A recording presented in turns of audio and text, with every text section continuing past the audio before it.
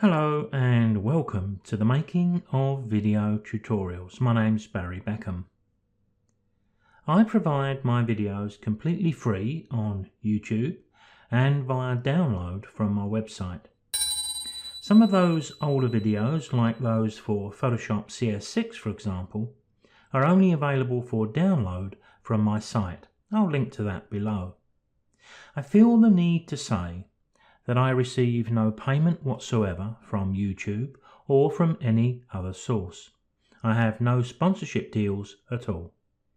So if my videos have been helpful to you, please share them to your photographic friends and perhaps consider a small donation on my website to help me to provide this content. Over the years, I've been asked many times how I create my videos. It's not a question that I've been secretive about. I've always answered those requests in emails and on forums, but this is the first time I've created a video on this subject. One of the most important aspects of making video tutorials is knowing your subject for all the obvious reasons.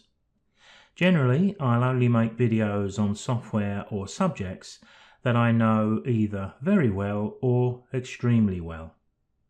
Even with that knowledge, errors and mistakes will always happen, and they're likely to spoil a recording. By the way, I often refer to these short videos as takes. So if I make a mistake, and I make plenty I can assure you, it'll cause me to abort that take and start recording that part again. This is time consuming because it nearly always impacts on the continuity of the video. When you start recording again, the end of one video needs to match the start of the next. You can imagine how disconcerting this may be if the screen suddenly changed significantly and for no apparent reason while it was being viewed by someone who's trying to learn.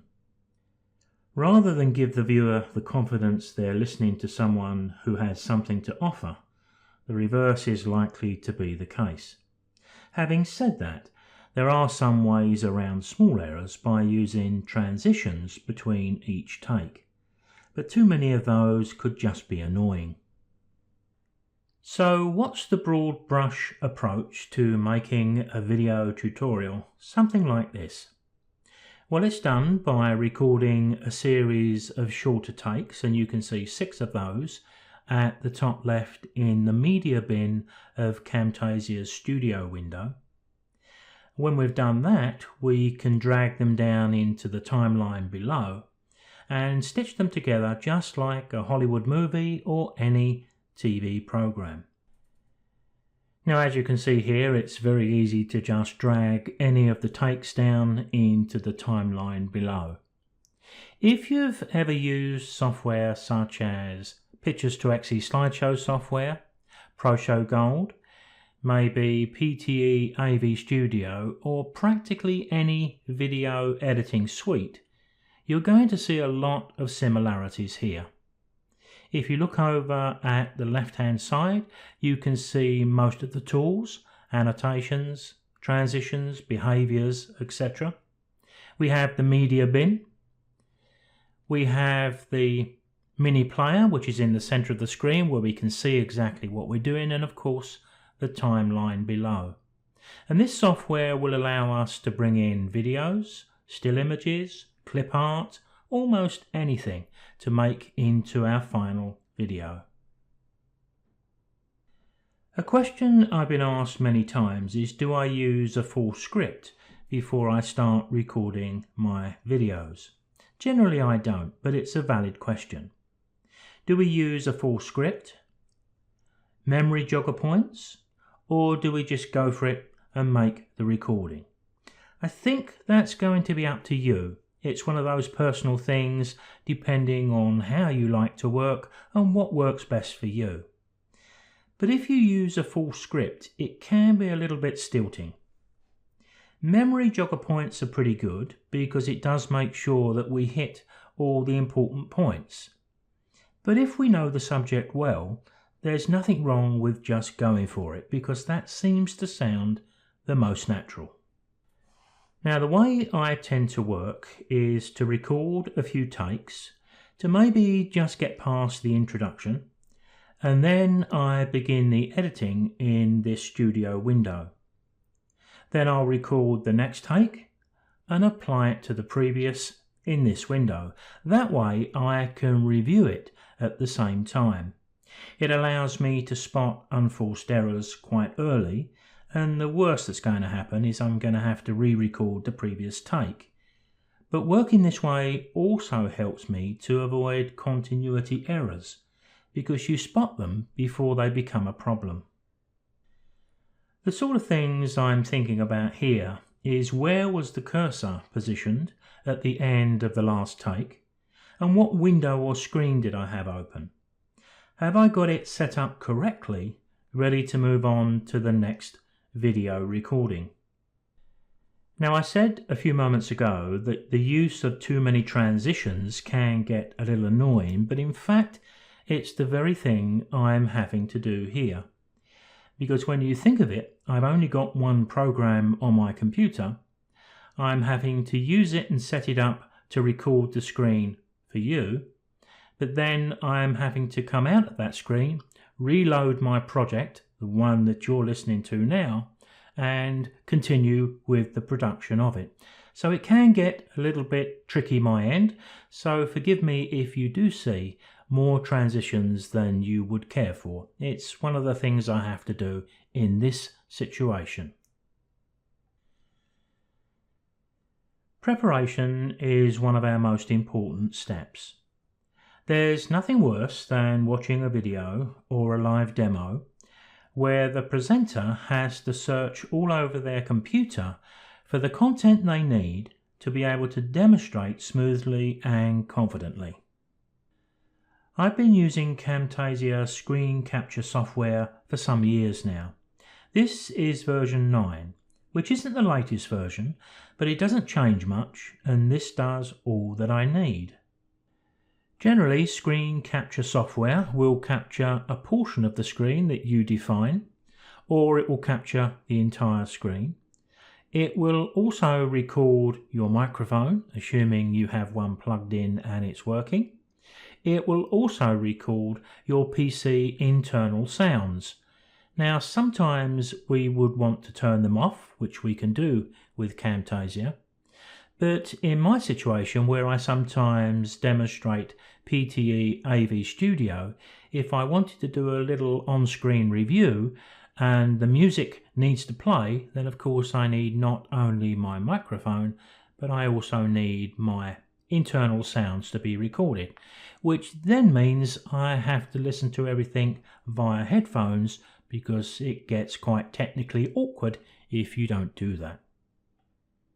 If we go to the recorder tools and then options, the window that's currently on screen will open up.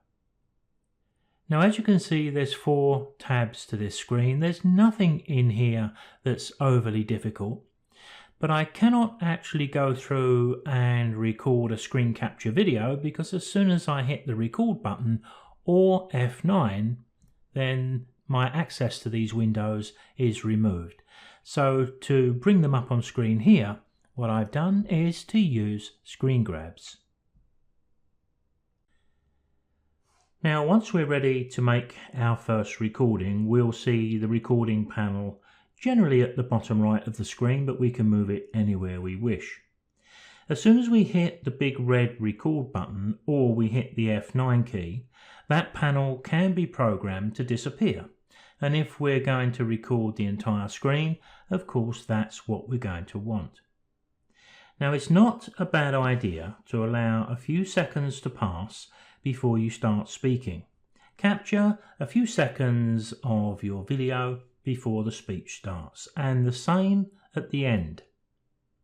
It's very easy to remove from the timeline what you don't want. It's not always easy to add more if you find you actually do need a few more seconds, and we do from time to time. We can set up the software so that as we press F10 to end our recording, a window pops up for us to save that particular take. The file name is highlighted, so it's very convenient to just type in your own name and hit the Enter or the OK button.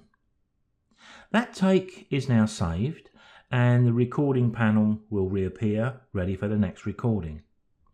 So let's now move into the Camtasia Studio window and put together 4 takes that I've recorded for this demonstration. Now, just before I kick off this editing, just 1 or 2 tips for your recordings.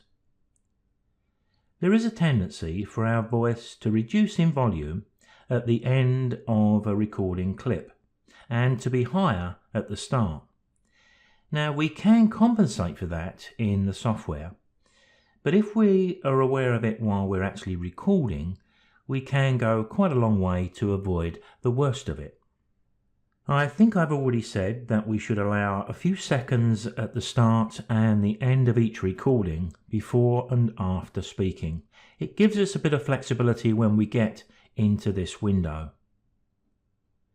Try to slow down the movement of your cursor if you are demonstrating a piece of software like Photoshop or Lightroom. There's a tendency to move a little bit too fast, especially when we know the software we're demonstrating very well. If possible, at the end of each recording, try to arrange for the cursor to be in a nice visual position so you can easily pick up from the same position for the next recording. So to begin the creation process in the studio window, I need to click the button just here to import the media from the folder that I've created. Now, if you're aware in advance of the type of content you're going to need, you can drop it in the folder to start with, and I've done that with 1 or 2 files apart from the 4 recordings I made. But there's no problem adding to that folder at any time during the creation process. So if I click to import the media, there you can see the 4 takes that I have made to be able to demonstrate to you. But quite often I will indicate what screens I'm in or even what software I'm using. So I quite often include things like these. These are just small icons, and this one here is going to be relevant. So maybe I can select my 4 takes and also the Camtasia Studio icon. And when I click open, they'll all appear in the media bin. Now from here I can select each one of these takes individually, and I could drag them down into the timeline in any order I like, or I could select a number of them by holding the control key and I can drag them all down. It's quite okay to do that.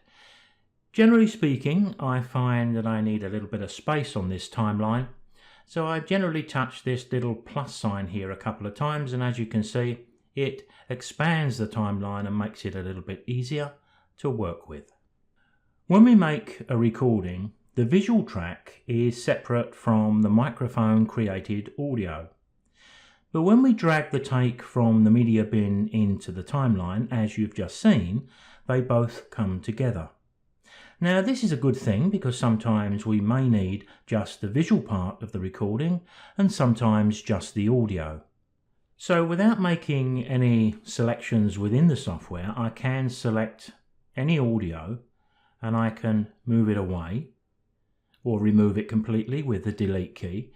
So I can quickly and easily separate the audio from the visual side of any of the screen capture that I've made. Let's drag that back into position.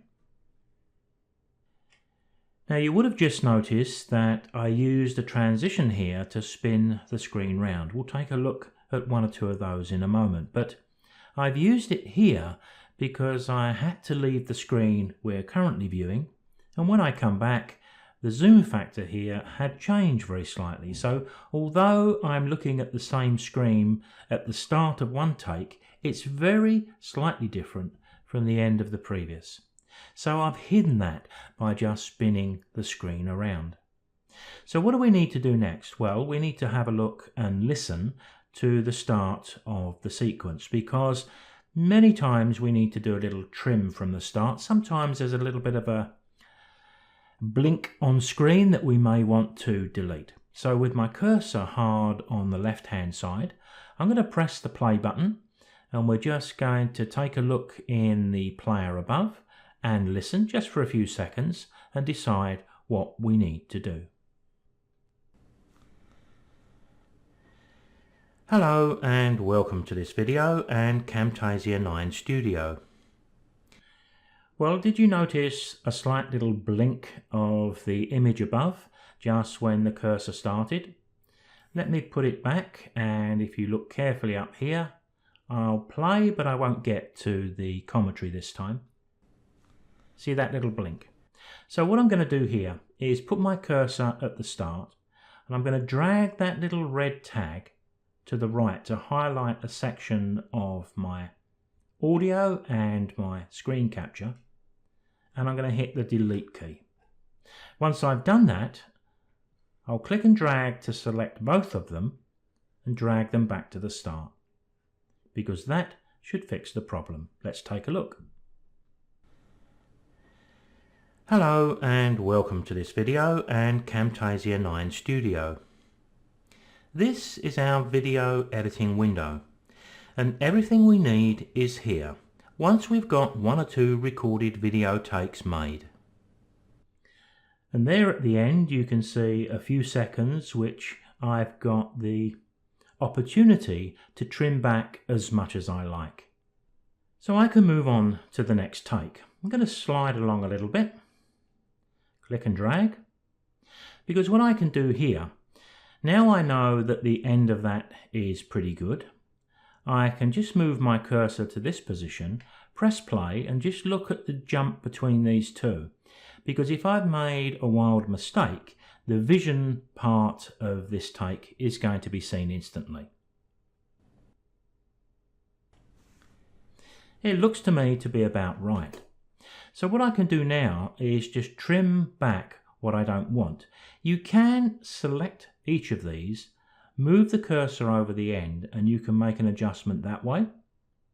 What I tend to do myself, it's just the way I work, is I put my cursor just after the part that I've spoken, and I've got a feel for the gap here, and you will too. And then I can click and drag right the way up to that point, hit the delete key, click and drag to select them both, and then this is what I meant when I said earlier on, I can review each of these and I can instantly spot any errors. So I'm going to put my cursor back to that position and we'll just play it through to about there. Once we've got one or two recorded video takes made, it's always best to save your video takes in a project folder along with... Well, there you go, that looks pretty good. Now would be a good time to start saving that project file. Now with the spinning round of the screen you can see I've just slid along the timeline using the bar just below my cursor. So I've got the end of take 2 and the start of take 3. Let's take a look at what we need to do if we actually do wish to put a transition between these two. At the end of this take I could be talking about moving from one window of Photoshop to another perhaps, or maybe from Photoshop's bridge to the main screen. So I could use a transition between the two. So this time I'm going to leave a little bit more space, and this is just my experience talking here, but you will get a feel for this quite quickly. Just going to leave a little bit more space after the speech part. Click and drag, and incidentally I'm going to hit delete, but if when I drag these two together and I put the transition in and I find I've got an error, if you hit Ctrl Z you will undo the last thing you did, and you can hit Ctrl Z a number of times. Not too difficult to just back away from something that doesn't work quite as well as you thought. So all I need to do now is to go to my toolbox up at the top left. So let's open up the transitions and we can select one. There they all are. I'm going to choose one which I've already used a number of times, the flip. If we just hover over these, you can see what they do. I quite like the fold, I like the page roll, I like the page turn, and I often use the fades, the standard fade and the fade through black, but I use this one quite a bit. And all we need to do to apply that between the two takes, take 2 and take 3, is simply to drag it down. Now by default, as you can see there, the duration of this is 3 seconds. If I want it to be less, I can just pick up the end, drag it back. If I want it to be more, I can drag it the other way. But once we've done that, we would need to put our cursor somewhere down here, press play, and just look and listen before we move on to the next take. Keep everything in one place. With video tutorials, we have no idea who our audience may be. So far, so good. And I've saved my project a couple of times already, because once we've got it saved and we've given it a name, then all we need to do is hit Ctrl S to save over the previous copy we made. But it's not a bad idea at times to add a number to the end of your project file. Save a few variations. It always gives you an escape route if you spot an error a little time later. So I've only got one more take here, so let's slide to the right. And sometimes you can see some big gaps appear. So when that happens, sometimes you have difficulty finding what you want on the right hand side. So temporarily you may have to hit the minus sign here and drag a few more takes to the left just to make things more convenient.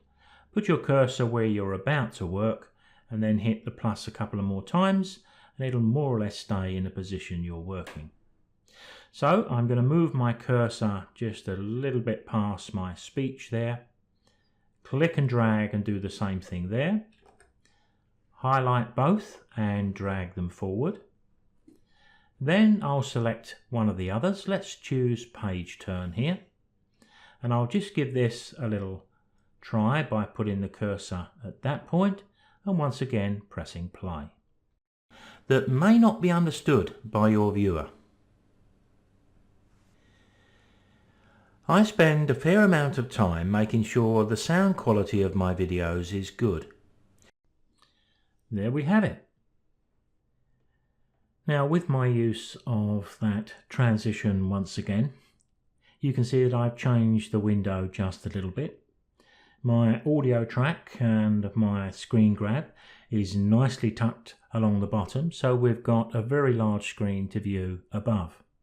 We can change this screen by moving our cursor across this line, because we're going to need to do that, because of course if we're going to include any text or any graphics, we need tracks to be able to drag those graphics and place them within our growing video. Let's do that next. We'll use that Camtasia Studio icon. So right at the start here, just for the moment, there's something else we can do which may be useful for what I'm about to do next. If I go to track 2 and right click, I can turn the track off, so that when I press play now, we would see any visuals that were happening, which is not a great deal at the moment, but we don't hear the commentary. So while I'm speaking, that may be useful. So what I'm going to do here is at the start of this, if this window was to open, then perhaps I'd like to bring down this icon. I just need to do the same as I've done before. I can drag it down and I can move it into any position. Because it's an image, I can just drag the end or the front of it and make it as long or as short as I want. I'm talking time here, of course. Make it last as long as I want, or I can have it on screen just for a short while. So let's just put it up there. Let me increase the size of this a little bit. Once we've done that, if I was to press play, you can see it just appears suddenly on screen. So we can make a choice here.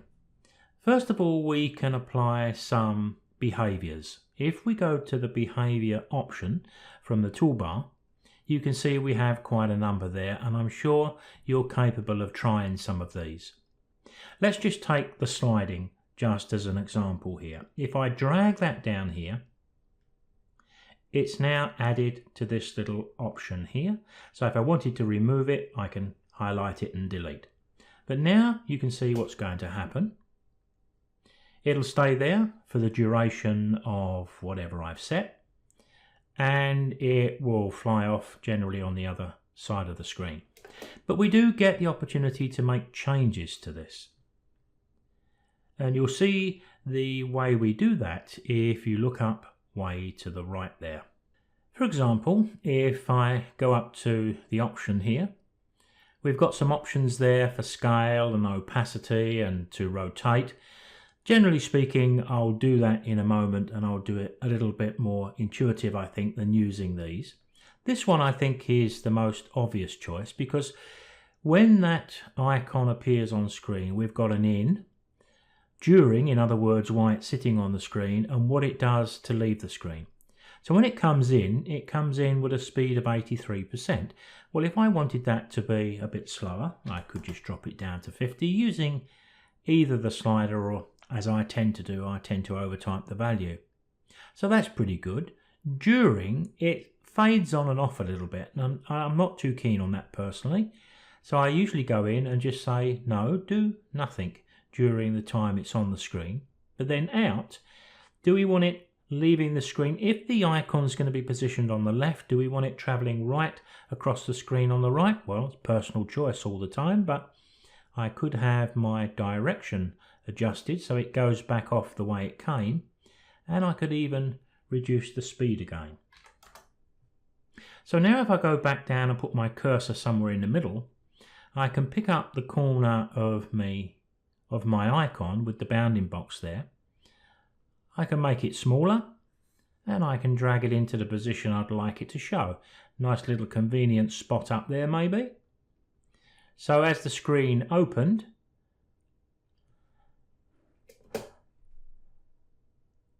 then it comes on from the left. It does nothing while it's on screen, but then it will leave to the left. Now we've got that option with any image we bring into our video. Now if we wanted to bring in some text alongside that icon, then we can go to our annotation section of the toolbox, and when I select that, and especially if I go here and say all, you can see we've got a lot of options. Text, arrows, shapes, highlighting. That's the outline you've seen me use a few times, but we can have outlines which are more like hand drawn. And of course there's even some key things we can put on the screen too. Maybe here I'll go back to this option and I'll just pick one of these. Let's just pick one of these text options. This one, as you can see, the text is within a box. So if I put my cursor there. So sometimes if we're going to put some text and there's a fussy background, we may want to put a box around it, but other times, I'm just deleting that. Other times we can just drag down something like the text here and it'll just sit over our screen. Go up to the text, double click, and now I can type into that box anything I wish. Now once I've done that, if you look over to the right hand side, you can see there's some options here. I've got, once again, scale, opacity, lots of options there that you can check out. I tend to do most of my work in this window.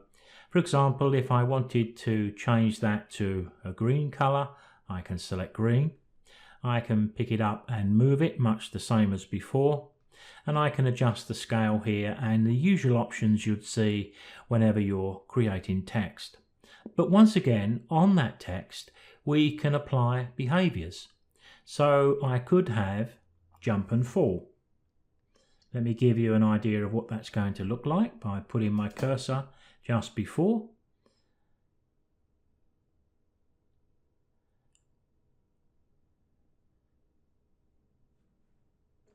Now, if we wanted to select that text and go up to the in looked okay. The during I didn't like too much, so I could swap that for do nothing.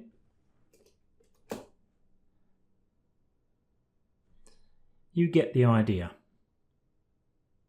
And of course you can cut these off at any time. So you can pick up the end of the text and move it back or past your Camtasia Studio logo, but they do nicely snap together. And if you have the need, and I've found this useful too, you can select both by holding the control key. So if you want these all off screen by that point because there's something else to be said here, then you can see we can easily select them both, drag them back. Let me right click and put my sound back on. I'll turn my track back on. Let's just have a little play of that and see how it is. I think with that text, you know, if I was actually going to put the text on screen, I think what I may do, let's separate those first of all. I may put the text there and I may put the icon there because they looked a little bit too separated before. There you can see the sort of thing I'm doing. So let's press play and I'll just play and listen to that first few words I speak there. Hello and welcome to this video and Camtasia 9 Studio. Now with the spinning round of the screen once again, if I wanted to highlight a section of the screen, if I was talking about the media bin or trying to draw someone's attention to an icon which may be small and tucked away top left, top right, then I can use arrows of course, but I can also use these boxes and other symbols. This one for example is like a free drawn circle. So all I've got to do is to drag this down. We won't see it until the cursor is within it. And of course we position it correctly for what we're saying on screen at the same time. I can move it around. I can pick up the toggles so I can encompass the area I'm interested in.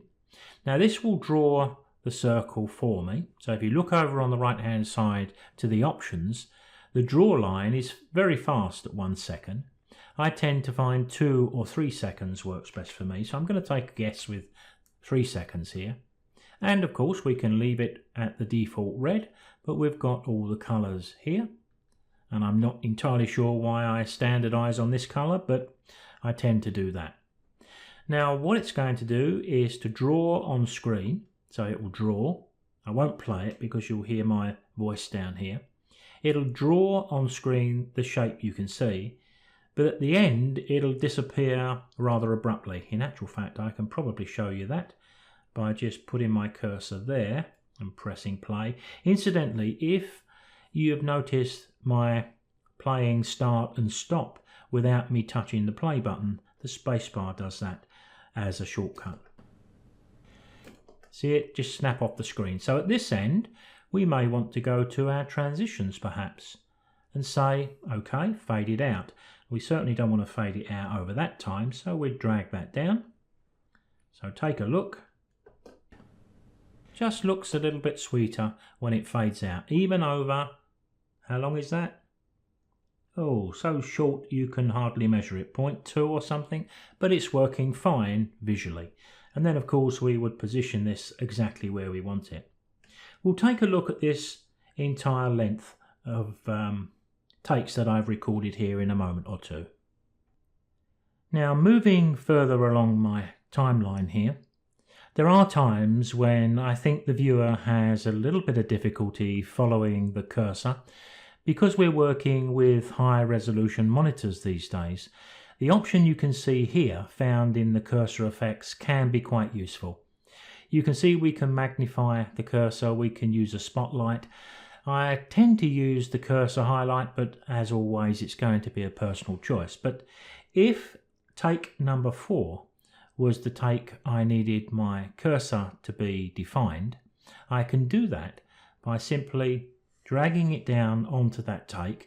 I can drag all these down onto multiple takes if I want to do the whole video. It may contain 4 takes as we have here, or 44. And then over on the right hand side we've got the properties of the cursor highlight. So just for my personal preferences, I like the opacity to be about 30, which seems to work okay for me. It's visible, but you can still see through it. But I like the size to be something like 20, Again, it seems to look about right for me, but we're all going to choose something slightly different. And of course, if it was clashing with any colours on screen, you've got all the colours of the rainbow to choose from. Now, what I'd like to do next is to go to the top left of the screen, because I need to click the media option to go back to the media bin. If at this stage of putting together a video, I wanted more content, it could be more audio, it could be sound effects, it could be pictures, it could be more icons like the one you can see here, the Camtasia one.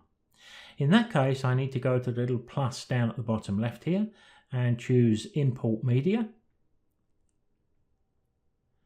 And it's taken me to the wrong place here, so let me go to Video Creation and Video Making Demo. There is where we're drawing all of our content from. So let's just assume, not appropriate here, but I'll select Photoshop. If I drag this down into that position, we see it immediately. But of course, if I scroll down I don't know if I can drag this down below.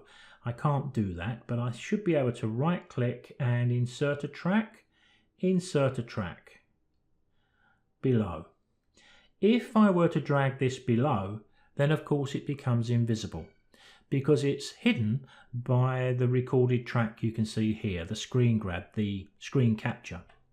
So anytime you want your images to show, you'll need them on top. So I think I've reached a position where there's not a great deal more I can tell you. There are lots more options on the left-hand side in the toolbox, but many of those you probably may never use, and if you do, then you would have to investigate them as and when you need them. Let me just remove my Photoshop logo here. Just hit the delete key. I'm going to reduce the width of my WAV file there so I can see it in its entirety. I've put a number of different options in here. Let me just quickly take you through these. So I'll turn off that sound for the minute, I think. Turn track off and press play. So this one you saw earlier on, but I've just changed the way it appears on screen with the options up on the left.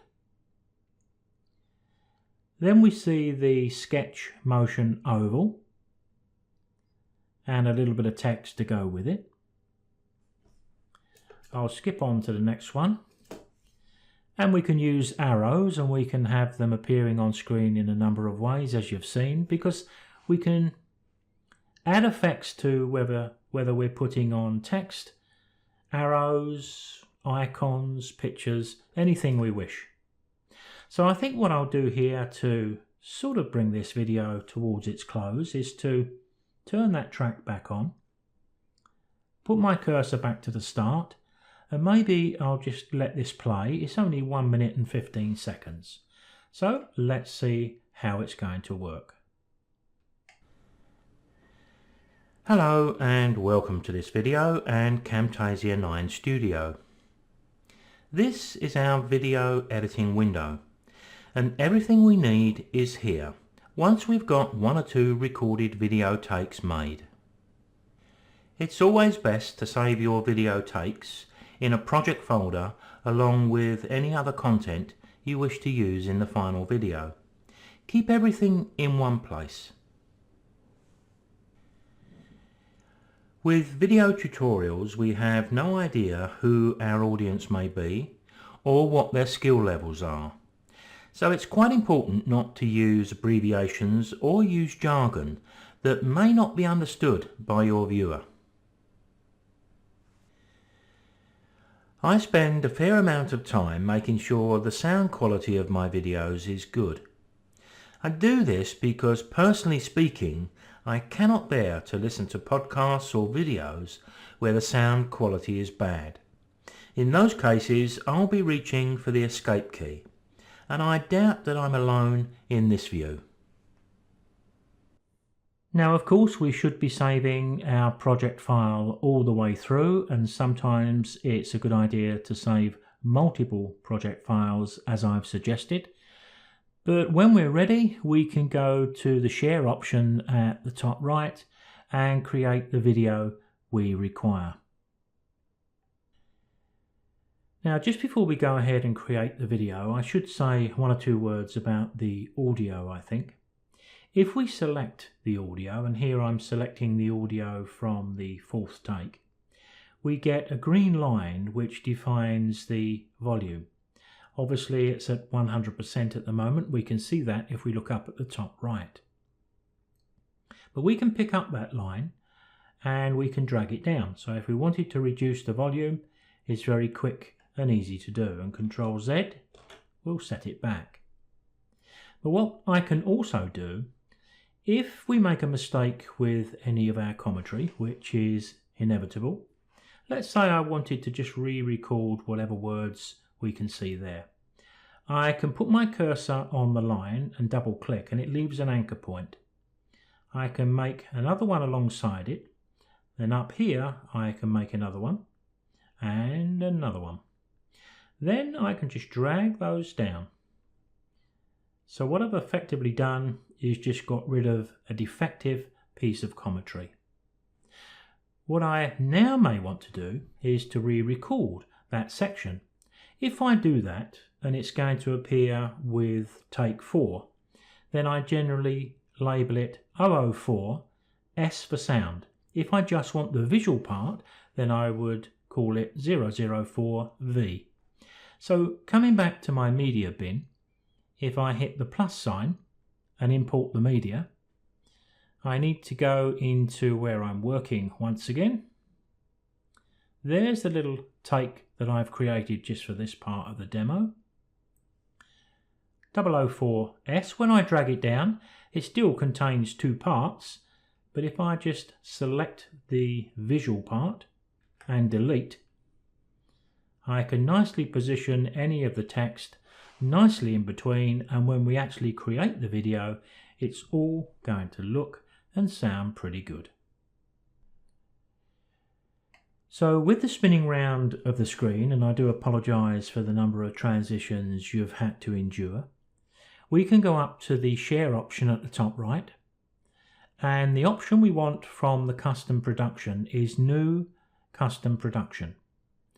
I'm not going to go through all of these, there's too many and it's going to be a personal choice, but generally speaking, most of the time I'm going to produce an MP4 video. So you can see the option there is automatically selected. I'm going to click next. I've got one or two options here. I don't want the controller, I just want the bare MP4 video. The size should come up at the size I've recorded, so that's correct. The video settings I keep at the default, and the audio settings also. And I click next. As with all modern software, we do have quite a number of preferences, but they are just preferences, and I just skip past this to next. And here we get the opportunity of looking where the file is going to be placed. In my case here, I put most of mine onto the desktop because of course once they're done, I would need to review them, and the name will be picked up from the project file. So all I've got to do here is click finish, and the video is being rendered. I'll see you next time.